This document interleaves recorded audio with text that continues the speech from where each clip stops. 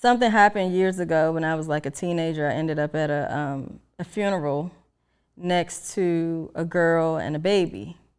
And at this funeral, it was packed. One of our friends had gotten killed. It was filled with teenagers and all of that. And so this girl was like fumbling in her bag beside me, and she was like, "Can you hold my baby real quick?" She never looked up. She just like, "Hey, can you hold my baby real quick?" And I grabbed the baby. I looked beside me, and it was his child in my hands and his baby's mother, his child's mother.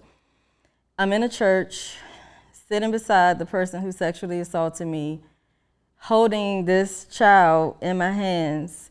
And I didn't know it at that time, but all things matter. Everything is connected. Every single thing that happens in this life means something.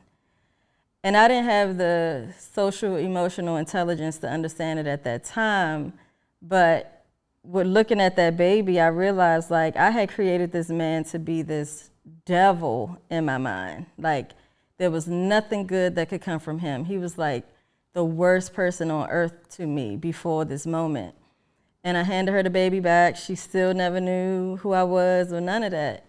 And I processed that later and realized that God was planting seeds for me to understand later in life that there are people who do horrible things, but I created them also. They are still my children. They still deserve a second chance. They still deserve whatever it is that I decide that they deserve in their lives.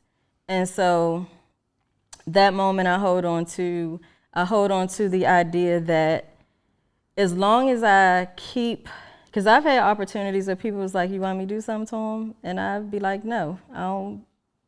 Having something happen to him would not erase my pain. It would not erase what happened. I would still have the flashes. I would still think about it when I smell things. That would not, and now I would have the guilt of this man being gone also, and we would be forever tied together.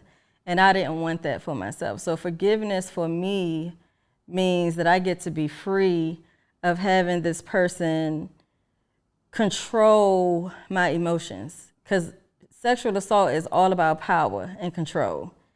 And me releasing him from having power and control over me looks like me living the best possible life that I can without the energy of him hovering over me because I'm so angry and upset with him.